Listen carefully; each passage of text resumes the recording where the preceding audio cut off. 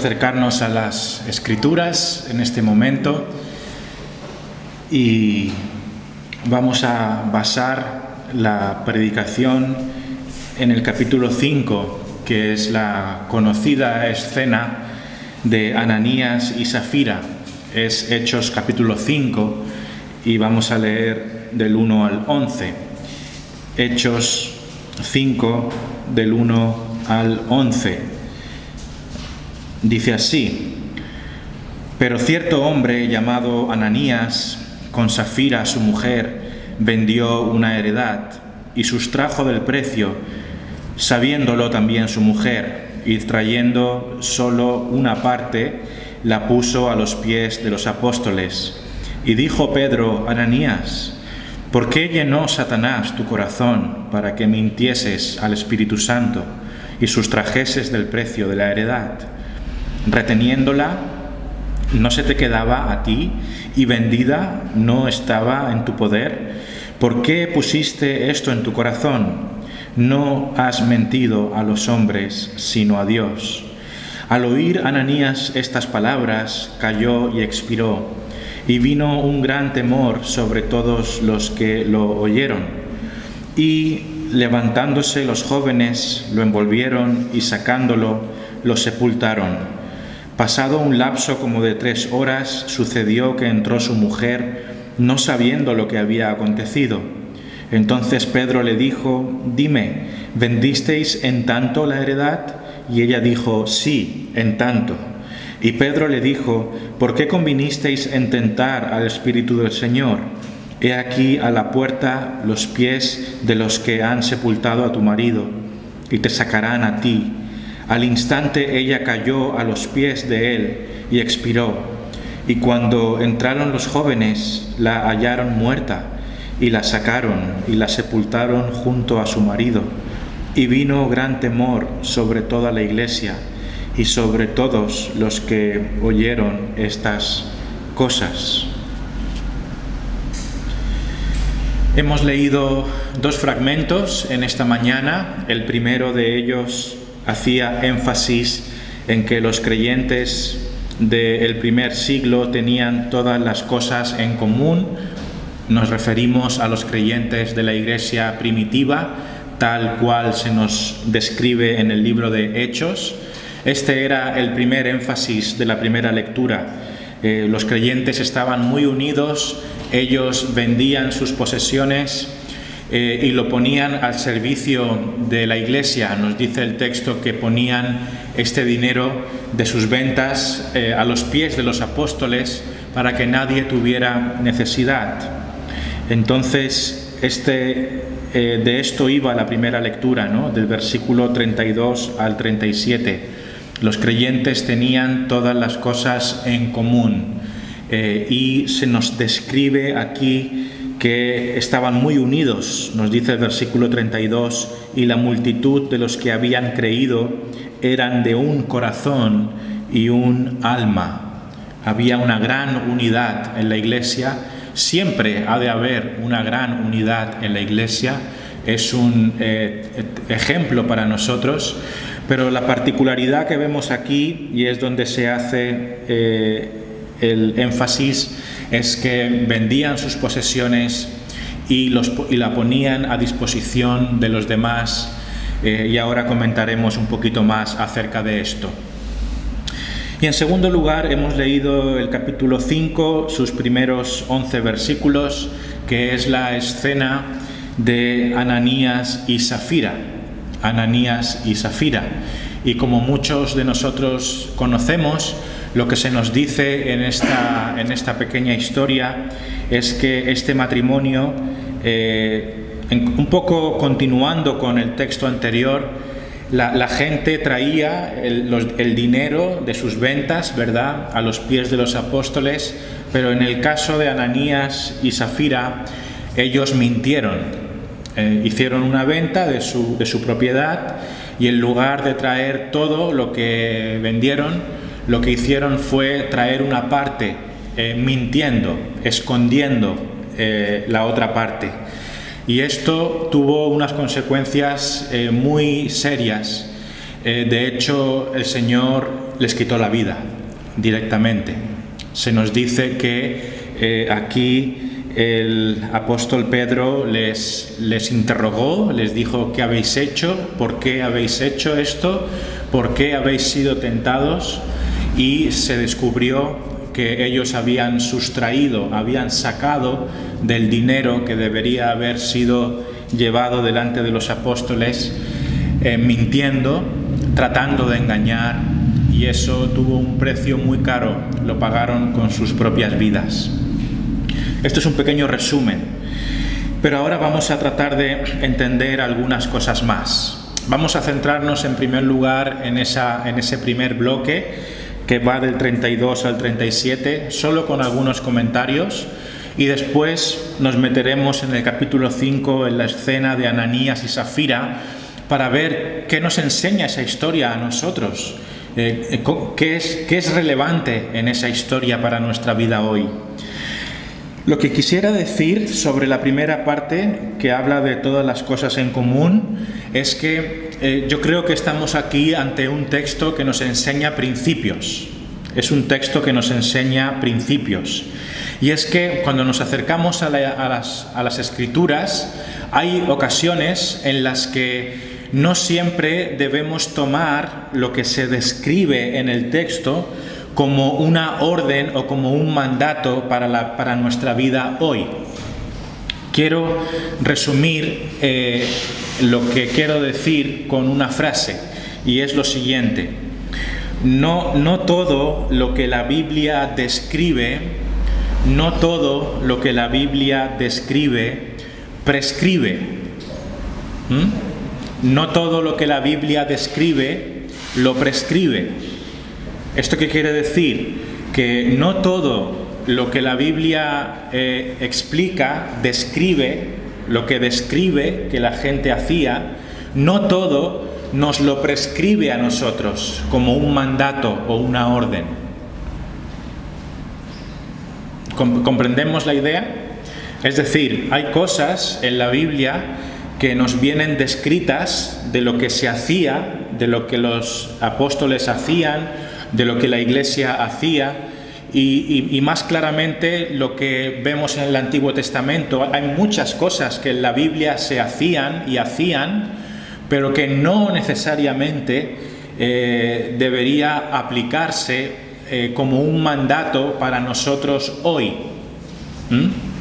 Y en tales casos vemos que algunas cosas se hacen en la Biblia, pero hoy los cristianos no lo hacen. Ni siquiera a lo largo de la historia lo han hecho. No han entendido determinadas cosas que están descritas en la Biblia como órdenes para la iglesia de hoy.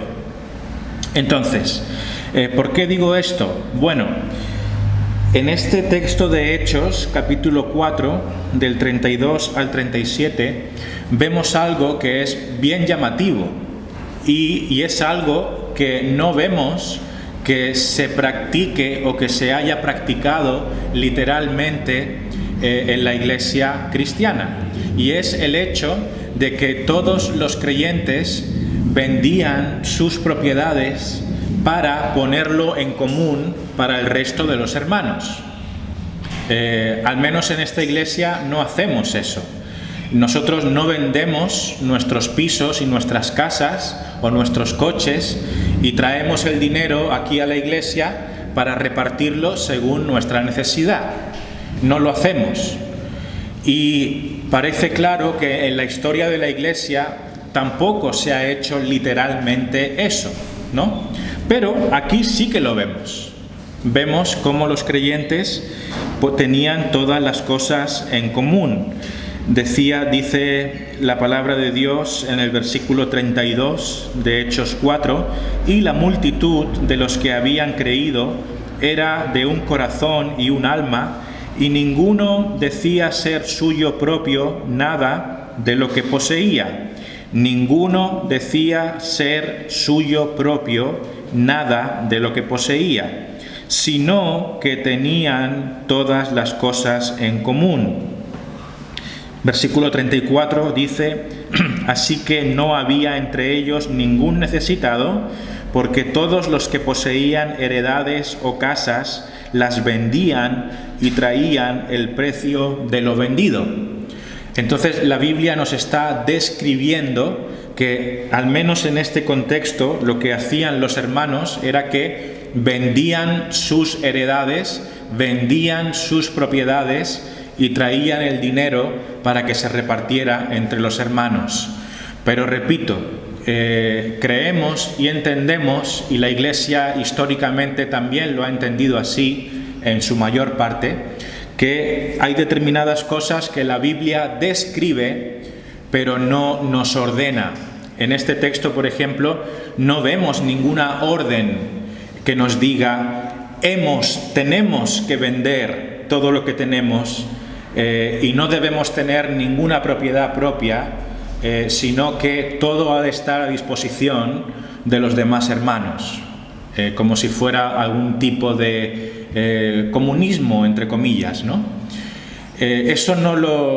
La Iglesia nunca ha entendido que esto deba ser una orden, pero bueno, tampoco está mal que lo hicieran. Si lo hacían, pues Dios sabría por qué eso se debía hacer así, en aquel contexto, ¿no? Entonces, dicho eso, si bien creo que no deberíamos enseñar, no deberíamos obligar a los hermanos a vender sus casas y traer el dinero aquí, que por cierto, ha habido grupos que lo han hecho, ha habido grupitos o grupos, incluso actualmente, que interpretan estas cosas de este modo, ¿no? Y viven de una manera como en comunidades y todo esto. Bueno, es como ellos lo entienden. Desde mi perspectiva, creo que es un extremo al que quizá no deberíamos llegar.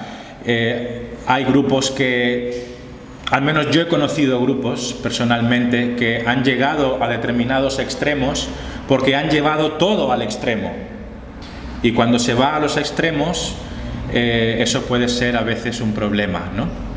Pero bueno, creo que lo que tenemos que enfatizar aquí es que, si bien la Biblia no prescribe los detalles de esta escena, sí que hay principios que nosotros debemos practicar. Y esto es lo importante. Por ejemplo, un primer principio que vemos aquí muy claramente es la unidad de la Iglesia. La Iglesia está muy unida aquí. Y esto lo vemos en el versículo 32. Y la multitud de los que habían creído era de un corazón y un alma. Los que habían creído eran de un corazón y de un alma. ¿Eso qué significa? Que estaban muy unidos, que tenían un sentimiento de unidad, eran verdaderamente hermanos, se amaban verdaderamente, se preocupaban los unos por los otros de una forma real, se querían como hermanos, eran hermanos de corazón, eran un cuerpo en el Señor Jesucristo. Y esto sí que nos aplica a nosotros. Nosotros también hemos de ser de un corazón y de un alma. Hemos de tener un mismo sentir. Tenemos que ser hermanos con vínculos fuertes los unos con los otros, bien unidos por el amor del Señor Jesucristo. También otro principio que vemos aquí es la solidaridad en la Iglesia. La solidaridad en la Iglesia. Bueno, quizá no tengamos que vender nuestro coche y no tengamos que vender nuestra casa para traer el dinero aquí, no tenemos que hacer eso, pero hemos de ser solidarios los unos con los otros. Tenemos que preocuparnos por las necesidades de los hermanos.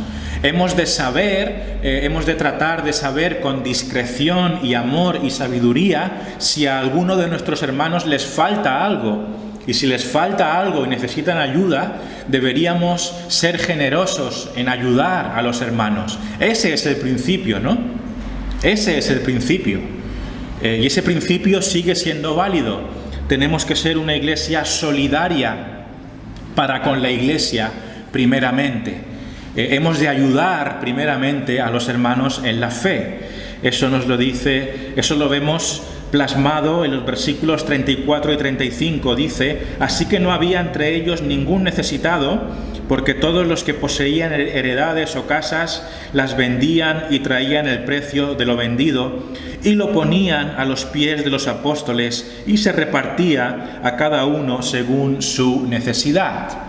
Entonces, en aquel contexto, la solidaridad se demostró de esta manera, pero nosotros hoy también podemos demostrar esa solidaridad preocupándonos por los hermanos, preguntándoles cómo están, con discreción y sabiduría, y echando una mano, si es posible, también en las necesidades físicas y económicas. Y también, aparte de ser solidarios por las necesidades de los hermanos, también hemos de ser generosos para la obra de Dios. Ese es otro principio que vemos aquí. La Iglesia ha de ser generosa para la obra de Dios.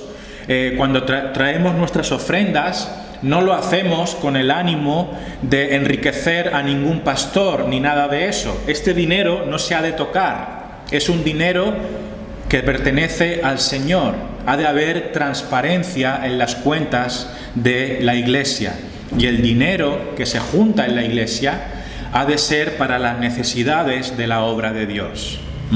Entonces, si nuestra Iglesia ha de ser transparente, los creyentes han de ser generosos con sus ofrendas. No, repito, no con el ánimo de enriquecer a nadie. Eso sería un pecado delante de Dios, eso estaría mal delante de Dios, pero la obra de Dios necesita ser sustentada y requiere de la generosidad de los hermanos. Y esta iglesia, de hecho, era una iglesia generosa. No solamente en este libro vemos esa generosidad, en otras cartas vemos cómo la Iglesia da para sostener la obra del Señor. Entonces, 3 principios: unidad en la Iglesia, solidaridad en la Iglesia y también generosidad por la obra de Dios. Y esto es actual para nosotros hoy, ¿cierto? Lo podemos hacer, lo podemos practicar. Entonces hagamos esto para la gloria de Dios. Y habiendo dicho esto sobre este fragmento que nos habla de todas las cosas en común, que era del versículo 32 al 37 del capítulo 4, ahora quiero centrarme en la escena de Ananías y Safira. ¿Vale? Capítulo 5, versículos del 1 al 11, vamos a hablar de la escena de Ananías y Safira. ¿Qué ocurre en esta escena de Ananías y Safira? Capítulo 5. Bueno, pues ya lo hemos dicho. En este contexto en el cual la gente traía su dinero y el beneficio de sus ventas los traían delante de los apóstoles, resulta que había un hombre que se llamaba Ananías y una mujer, su esposa, que se llamaba Safira, que habían robado a Dios, en otras palabras. Ellos habían vendido unas propiedades, tenían un dinero que debían traer a los pies de los apóstoles para que se utilizara en la iglesia, pero ellos, en lugar de traer toda la suma de la venta, habían cogido una porción y se la habían quedado guardada. Se la habían escondido para ellos, mintiendo, ¿vale? Y esto fue un pecado serio, grave, delante de Dios, hasta el punto que ellos perdieron la vida. Dice aquí, vamos a leer un poquito esto en el capítulo 5, versículo 1. Pero cierto hombre llamado Ananías, con Safira su mujer, vendió una heredad y sustrajo del precio, sabiéndolo también su mujer, y trayendo solo una parte, lo puso a los pies de los apóstoles. ¿Veis? Vendieron la heredad, vendieron la propiedad, y en lugar de traerlo todo, trajeron solamente parte. Pero Pedro se dio cuenta, versículo 3, Ananías, ¿por qué llenó Satanás tu corazón para que mintieses al Espíritu Santo y sustrajeses del precio de la heredad? Versículo 4, reteniéndola, ¿no se te quedaba a ti? Y vendida, ¿no estaba en tu poder?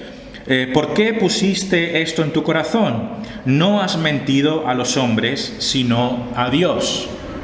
Vemos aquí que este acto de mentira, de robo, fue fruto de una tentación en el corazón de Ananías. Pedro dice: ¿por qué llenó Satanás tu corazón para que mintieses al Espíritu Santo? Entonces, versículo 5, al oír Ananías estas palabras, cayó y expiró. Cayó y expiró. ¿Qué quiere decir esto? Pues que murió. Dios le quitó la vida en ese preciso momento. Son palabras bastante chocantes, ¿verdad? Una persona muere por haber sustraído dinero que le era debido a Dios. Y se nos dice también en el versículo 5 que hubo gran temor sobre todos los que oyeron. Versículo 5. Al oír Ananías estas palabras, cayó y expiró, y vino un gran temor sobre todos los que lo oyeron.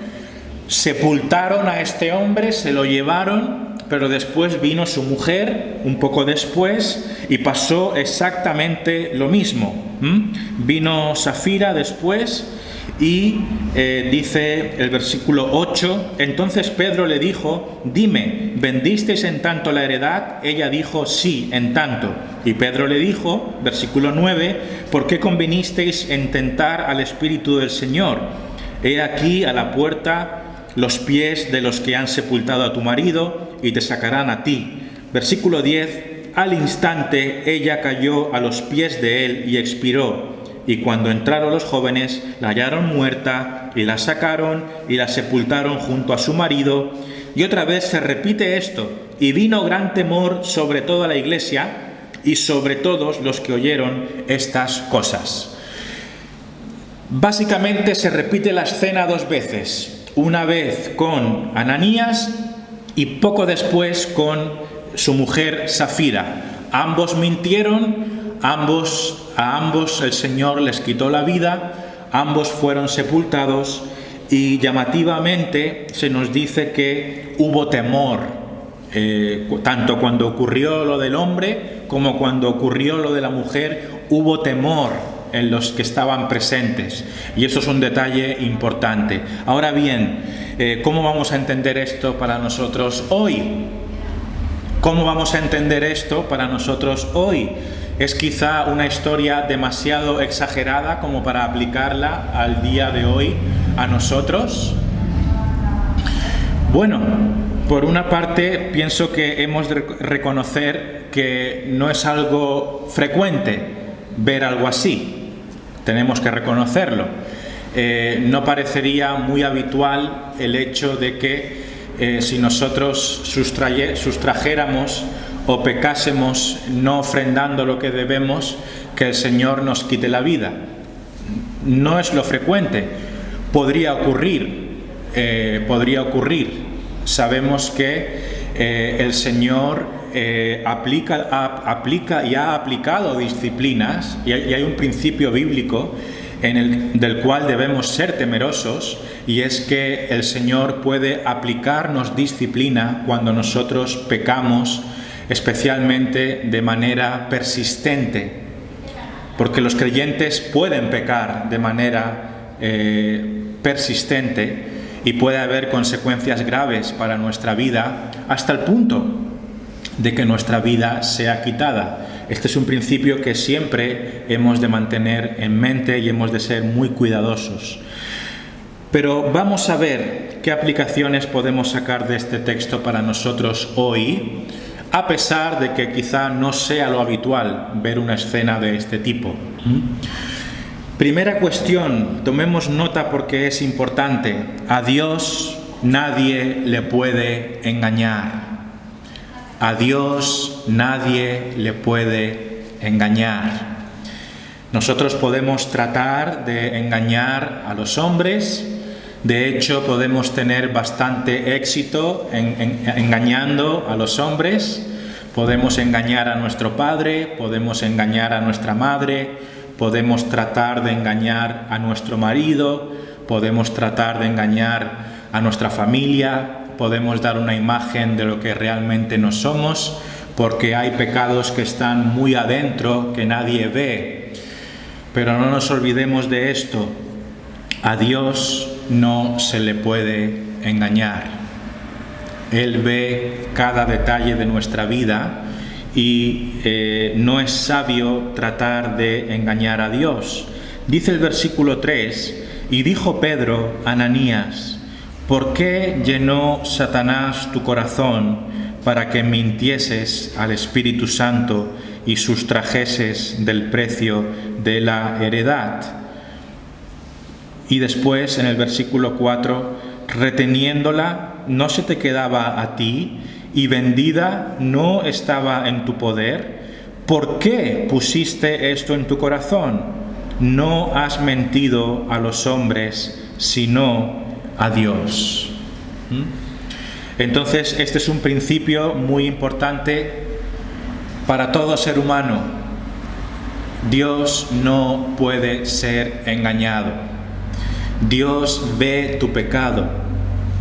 Tú puedes tratar de, y repito, puedes cubrir, puedes esconder tus pecados delante de los demás, pero no vas a tener éxito tratando de esconder tu pecado delante de Dios. La actitud del creyente ha de ser muy distinta. Los creyentes lo que debemos hacer es confesar todos nuestros pecados delante de Dios, que no debemos tener nada oculto delante de los ojos de Dios, porque de hecho Él ve toda nuestra vida. Él conoce tus pensamientos, Él conoce todo lo que hay dentro de ti, aquello que la gente no ve, Él lo ve. No podemos escapar de la presencia de Dios, es una pérdida de tiempo. Por lo tanto, lo que debemos hacer es confesar todos nuestros pecados delante de Dios. Es más, tenemos que pedirle: Señor, muéstrame aquellos pecados que me son ocultos, y nada nosotros podemos ni debemos esconder delante de Él. A Dios no se le puede engañar. ¿En qué estaban pensando esta pareja cuando trataron de sacar ese dinero? Bueno, deberían haber pensado que al Señor no se le puede engañar. Y nosotros lo mejor que podemos hacer en nuestra vida es vivir de esta manera, sabiendo que a Dios no se le puede engañar. A Él no le vamos a engañar, y es de sabios caminar en nuestra vida pensando de esa forma. Segunda cuestión: todo pecado es contra Dios. Todo pecado es contra Dios. Y hay una gran necesidad de comprender esto. Lo que la Biblia nos enseña es que cuando los seres humanos pecamos, no solamente pecamos contra otras personas, hay muchos pecados que son contra otras personas. Lo que tenemos que comprender es que, por definición, es lo que es. Cada uno de nuestros pecados es cometido contra Dios. El pecado, sea cual sea lo grave que sea del tipo que sea, es una ofensa ante los ojos puros de Dios. Dios es un Dios santo, puro y perfecto, y Él tiene sus ojos atentos ante toda la creación, y Él ve todo lo que hacemos, y todo pecado que nosotros cometemos es una ofensa en contra de Él. Es una ofensa personal. Y esto lo vemos aquí en el versículo 4. Cuando Pedro pregunta a Ananías qué es lo que ha hecho y le cuestiona, le interroga, aparece este tema. Fijaos, dice: reteniéndola, refiriéndose a ese dinero, a esa suma, a esa venta, no se te quedaba a ti, y vendida no estaba en tu poder. Fijaos, ¿por qué pusiste esto en tu corazón? Refiriéndose al hecho de sacar ese dinero. ¿Por qué pusiste en tu corazón sacar ese dinero y esconderlo. ¿Por qué? ¿Por qué lo hiciste? Y fijaos, no has mentido a Dios. No has mentido a los hombres, sino a Dios. Esto significa que todos nuestros pecados son cometidos contra Dios, son una ofensa delante de Dios, es una ofensa personal contra Dios. Y esto es importante. Yo te quiero hacer 2 preguntas en esta mañana. La primera es, ¿tú crees que pecas?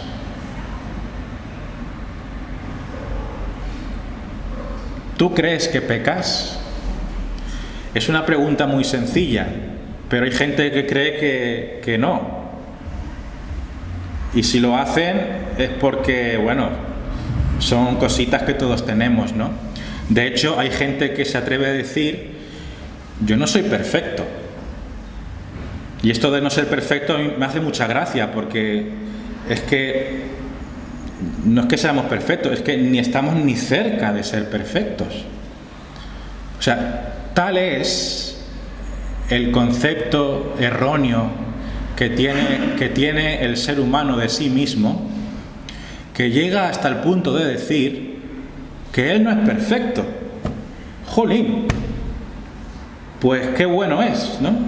Porque el que dice yo no soy perfecto está diciendo, bueno, tengo un par de cositas malas, pero lo demás, vamos, lo bordo.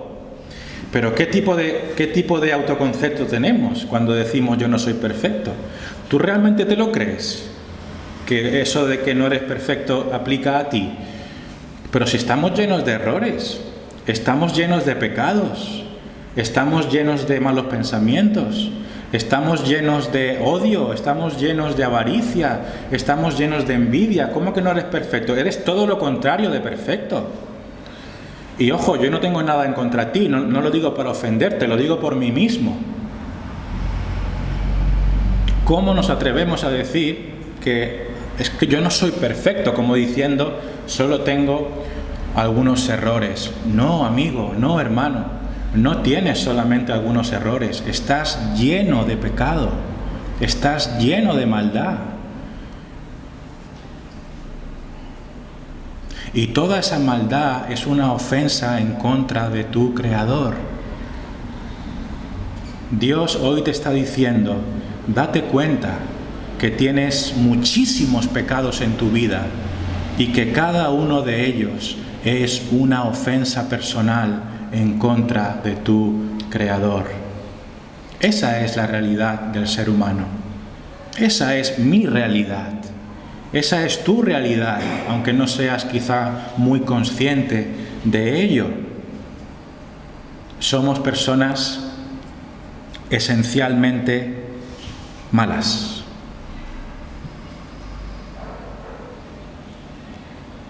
A veces comento con un amigo que decimos, y nos reímos un poco de esto, ¿no? Porque la gente tiene un concepto diferente de sí misma. La gente piensa que es esencialmente buena y que tiene cositas malas, pero es al revés. Somos esencialmente malos, pero somos capaces de dar una apariencia buena.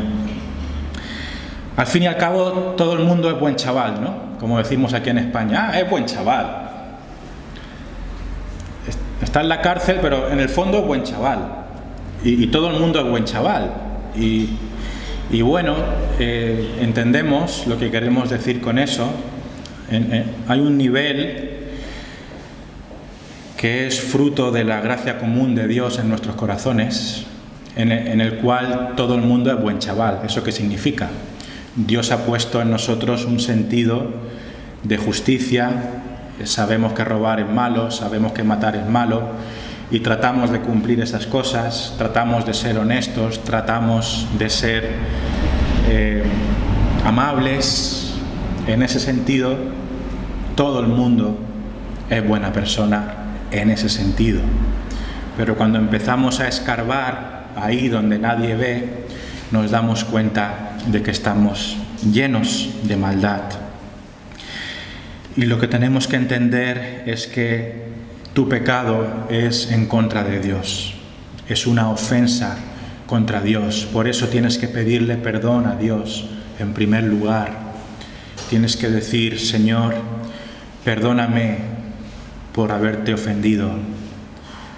Hay personas que llevan toda su vida ofendiendo a Dios y es necesario que te reconcilies con Él. Entonces, a Dios no se le puede engañar. Todo pecado es contra Dios, y esta persona, Ananías, y su mujer Safira habían pecado en contra de Dios de forma personal. No solamente iban a tratar de engañar a hombres, su pecado era una ofensa contra Dios, personal contra Dios. En tercer lugar, lo que yo quiero decir aquí es que el pecado es algo serio. El pecado es algo serio. Hoy en día la palabra pecado casi es un chiste, ¿no? Tú estás con tus amigos en una cena y hablas del pecado y ¡ay! Todo el mundo se ríe, ¿no? El pecado, y sacan chistes y se ríen. Pues habrá un día en el que nadie se va a reír. Porque el pecado es algo serio. Habrá un día en el que las risas se convertirán en lágrimas, porque el pecado es algo muy serio. Tenemos que tomarnos muy en serio el pecado. El pecado no es poca cosa. El pecado tiene consecuencias. El pecado es algo grave delante de Dios. Dios no va a dejar ningún pecado sin pagar. Ninguno. Te quiero hacer una pregunta. ¿Tú crees que Dios va a dejar algún pecado cometido en este mundo sin pagar? ¿Hay algún pecado pequeño o grande que Dios deje sin paga? Es una buena pregunta. Es una pregunta teológica. ¿Tú qué dirías? ¿Hay pecados de personas que no van a ser pagados? ¿O todos los pecados de toda la humanidad van a ser castigados? ¿O alguien va a tener que pagar por eso? La respuesta es que Dios se toma en serio todos los pecados de la humanidad en toda la historia, y Él va a dar o ha dado ya retribución a todos los pecados de las personas. Y esto es algo serio. Aquí ese pago se vio reflejado de una manera inmediata, con una disciplina, con un castigo muy fuerte. Estas dos personas perdieron la vida por ese pecado. Y Dios es un Dios que se toma el pecado muy en serio. Fijaos en el versículo 5, que dice: al oír Ananías estas palabras, cayó y expiró, y vino un gran temor sobre todos los que lo oyeron. Y después el versículo 10 y 11, al instante ella cayó a los pies de él y expiró. Y cuando entraron los jóvenes, la hallaron muerta, y la sacaron y la sepultaron junto a su marido. Y vino gran temor sobre toda la iglesia y sobre todos los que oyeron estas cosas. ¿Por qué está esta escena aquí? ¿Por qué hubo dos personas que tuvieron que morir por haber robado a Dios? ¿Por qué? Bueno, aquí lo que hay es una advertencia. Lo que hay es una advertencia. Y la advertencia es que hay que tener mucho cuidado con el pecado, porque el pecado trae consecuencias, y puede traer consecuencias muy serias a tu vida. No juegues, no juguemos con los pecados. No son un juego. no son cualquier cosa delante de Dios. Puede haber consecuencias muy serias. Y lo que trata de hacer aquí la palabra de Dios es infundirnos temor.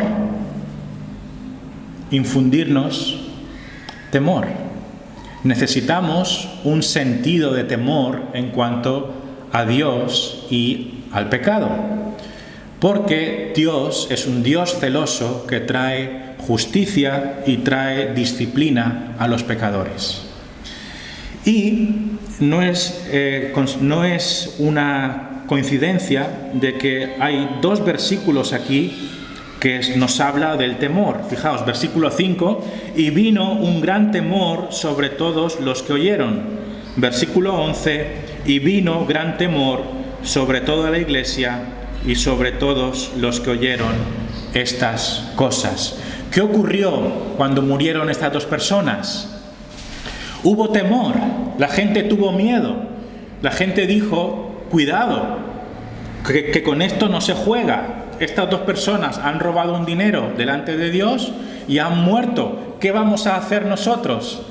¿Cuál va a ser la reacción? ¿Cuál era la idea? La idea era que la gente se tomara en serio el pecado, porque la iglesia ha de ser santa delante de Dios. Dios no tolera el pecado. Dios es limpio y justo y Él trae disciplina y juicio a los pecadores.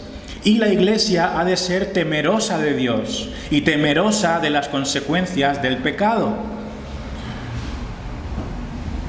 Hemos de tomarnos el pecado muy en serio y no pequemos a la ligera. Muchas veces decimos, bueno, eso de temer a Dios es que hay que tenerle respeto. Bien, estoy de acuerdo, hay que tenerle respeto. Pero yo también voy a decir, hay que tenerle miedo. Sí, no está mal tener un poco de miedo. Es nuestro Padre. Podemos confiar en Él. Él es nuestro Padre amoroso. Pero no solamente hay que respetarlo, también hay que temerle en un sentido bíblico. Quizá no podamos encontrar la palabra adecuada, pero es un poco más que respeto. Y es un poco menos que miedo o pánico, ¿verdad? Y yo creo que ha de ser así. ¿Hemos de tener miedo a las consecuencias del pecado? Claro que sí. Claro que hay un principio bíblico que nos dice, que nos refrena del pecado, porque sabemos que si pecamos vamos a tener consecuencias. Hay que temer esas consecuencias. Si yo cojo y empiezo a pecar de una manera consciente y persistente, sin freno, yo tengo que tener muy claro que me puede pasar algo. Me puede pasar algo. Porque el pecado trae sus consecuencias. Dios está siendo amoroso con nosotros hoy y nos está diciendo, ten cuidado con los pecados. No son un juego. Si tú estás pecando conscientemente y persistentemente,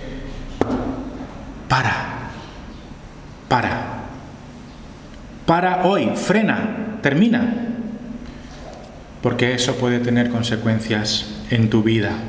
Es una advertencia de que el pecado es serio y hemos de ser temerosos de Dios en cuanto a lo que Él puede hacer en forma de disciplina. Vamos terminando. ¿Qué cosa más vemos aquí? La iglesia del primer siglo no era solo milagros. A mí me gusta cuando la gente dice, deberíamos ser como la iglesia del primer siglo. Qué bien suena eso, ¿no? Nos da una idea de espiritualidad, ¿no? La iglesia primitiva, todo el mundo quiere ser como la iglesia primitiva, ¿no? Hoy la iglesia está muy mal, tenemos que ser como la iglesia primitiva. Bueno, déjame decirte que la iglesia primitiva tampoco era lo mejor de lo mejor. Eso para empezar, ¿vale? Vemos ejemplos de la iglesia primitiva, ejemplos nefastos, y eran iglesia. Así que tenemos que quitarnos la idea de que la iglesia primitiva era la perfección en forma de iglesia, porque no es así.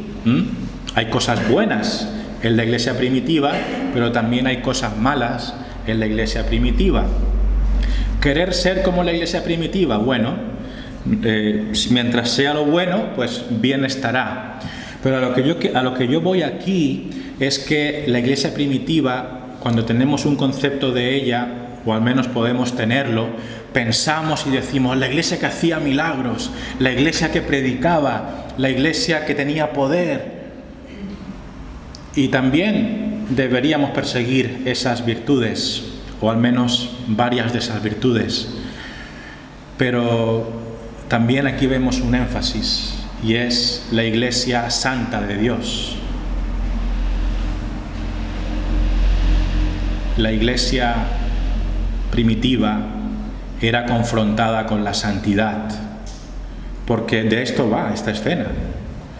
En esta escena, dos personas mueren por haber mentido a Dios. ¿Esto qué quiere decir?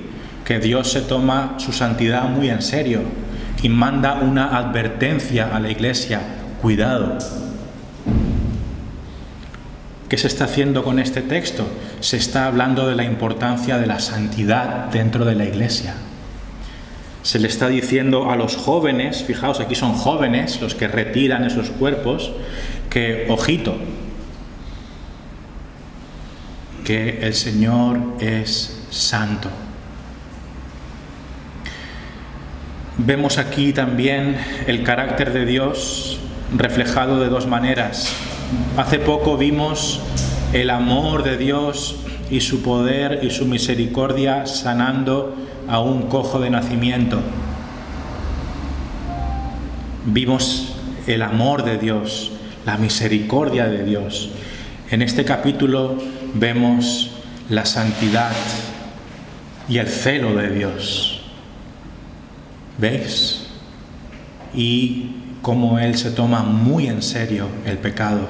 Hermanos, amigos, si puedes llevarte algo a casa, es lo siguiente: tómate en serio tu pecado, pídele perdón a Dios por él y deja de pecar.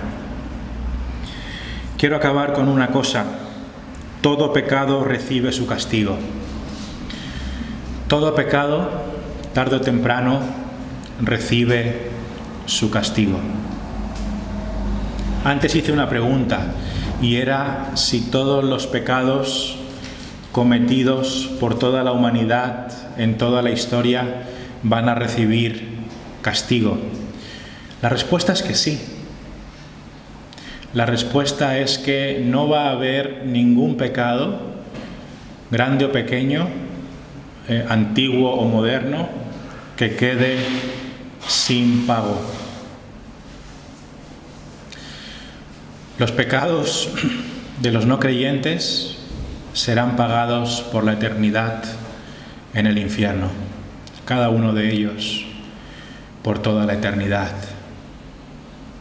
Dios traerá a juicio a todos los seres humanos y derramará su ira y dará justo juicio a todos los seres humanos que no hayan obtenido salvación y serán ajusticiados en el infierno para siempre.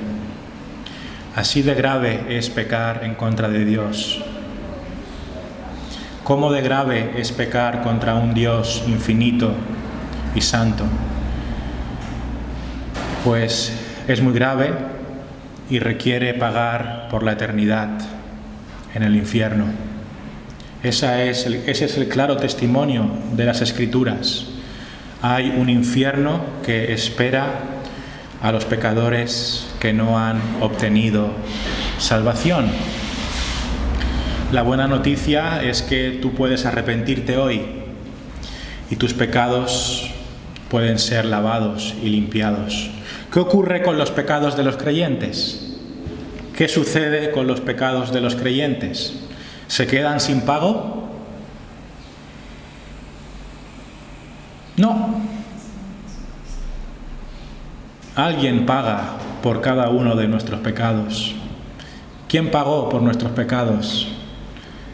El Hijo de Dios, el Señor Jesucristo, quien nos amó. Él llevó encima de sí los pecados de su iglesia. De todo aquel que se arrepiente y confiesa sus pecados, Jesús paga por ellos. El Inmaculado Cordero de Dios, lleno de amor, lleno de gracia, coge sobre sí mismo todos nuestros pecados y recibe el castigo de Dios el Padre, la ira de Dios en la cruz del Calvario. Él va a la cruz, Él se deja clavar y Él dice en ese momento final: Padre, ¿por qué me has abandonado? En ese momento, en esa cruz, Él está recibiendo el castigo de esos pecados y lo recibe Él cuando fuimos nosotros, los pecadores, su iglesia, quien deberíamos haber recibido ese castigo. El pecado es serio, hermanos, amigos. Todo pecado es pagado. O fue pagado por el Señor Jesucristo, o será pagado por los pecadores en el infierno. Por eso no es un juego, porque alguien ha de pagar por el pecado. Nos despedimos con este resumen. A Dios no se le puede engañar. No le vamos a engañar. Él está viendo tu vida. Él está viendo tu pecado. Él te está haciendo ver tu pecado. Eso está claro delante de sus ojos. A Él nadie le puede burlar. Segundo, todo pecado es contra Dios. Esto es muy importante, ¿sabes? Sabes que es muy importante porque el verdadero cristiano sabe que ha ofendido a Dios de manera personal. ¿Tú has tenido alguna vez ese sentimiento? ¿Alguna vez te has sentido triste y desanimado y afligido porque sabes que has ofendido a tu Dios? Si nunca has tenido ese sentir, es porque todavía no has sido consciente de que tus pecados son una ofensa personal delante de Dios. El Espíritu Santo es el que da esa conciencia. Es algo que ocurre dentro de ti, que cuando pecas te entristeces y sientes que es una ofensa contra Dios. Bendito sentimiento. Ese es el sentimiento verdadero de un cristiano que sabe que ha pecado en contra de Dios. Todo pecado es contra Dios. Dios es santo y aplica disciplina y juicio. El pecado es serio. El pecado es serio. Así que no te vayas de este lugar sin reflexionar sobre esto.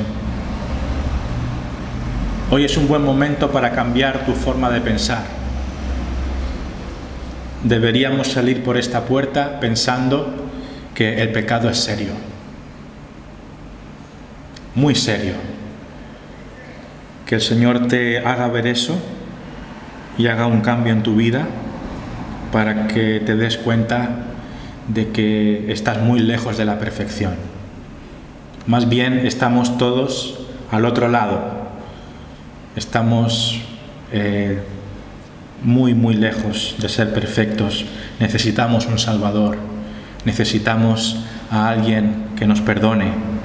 Y necesitamos confiar no en nuestros méritos, sino en los méritos de aquel que sí que es perfecto, que es el Señor Jesucristo, el Hijo de Dios.